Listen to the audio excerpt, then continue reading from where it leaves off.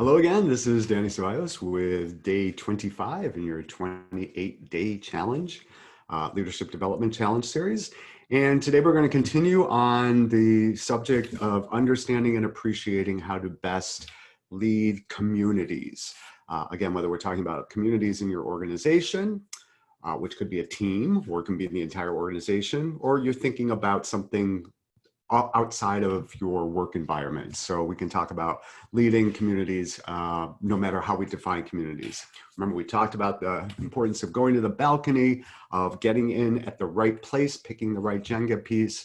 And we covered 6 of the 11 system laws that we can expect, things that we can expect when we start making changes for a community, for a system.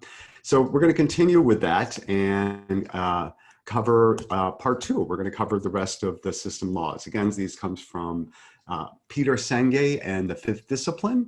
He put these out there quite a few years ago, but they still hold true. So for number 7, our number 7 law is that cause and effect are not closely related in time and space.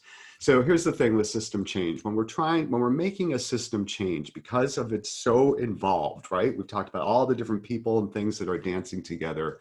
When we make a change in that system, more often than not, we can expect a delay in time. And that's something important to keep an eye on. So the Band-Aid effect is not what we're going for here. We're looking for long-lasting change that really makes a difference.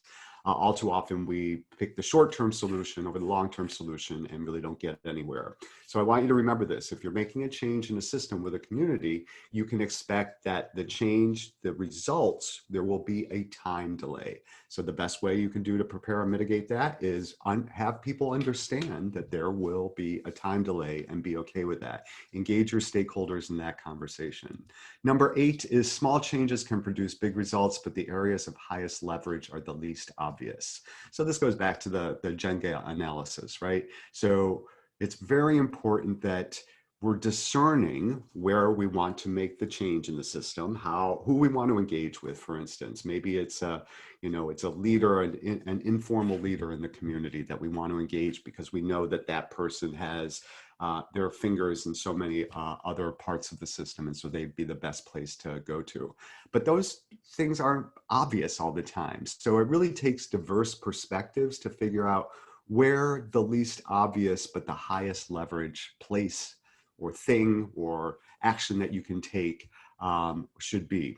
And the best way, again, of doing that is engage the full system. So get as many of your diverse stakeholders as possible to have this conversation and think outside the box about where we can make the change and what we should do, appreciating that sometimes it's, there's the 20-80 rule. 20% of what we do can have 80% of the effect. And that's the kind of place that you want to be.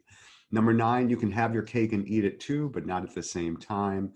Again, that's a reference to the time delay. So yeah, we can have a whole bunch of things happen, but know that typically with systems, when you're impacting a system, it is like a domino effect. So I push this domino and there's an effect, right? But it's not until we get down to this last domino where the second effect is. So they're not going to happen at the same time, but they will happen. And number 10 is dividing the elephant in half does not produce 2 small elephants, which means that when we're looking at system issues, we don't want to chunk it out. In fact, that's the worst thing you can do and start solving the problems for piece by piece. Instead, we want to keep pulling back and recognize that working on the tail of an elephant is not necessarily going to impact the leg, and vice versa. So instead, we want to keep looking at the entire elephant, the entire system, as we're thinking about where the change should be.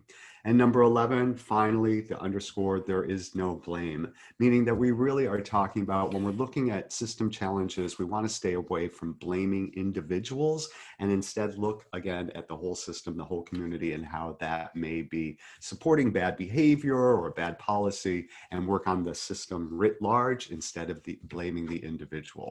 So those are our 11 system laws. And today what I want you to do is to think about 2 things that you can do to keep your community focused on the whole system and not dividing the elephant in half. So again, be innovative and think about it for your own particular issue, your own particular system, and what are 2 things that you can do to keep your community focused on the whole system. Write those down in your journal, and I will see you tomorrow. Take care now. Bye.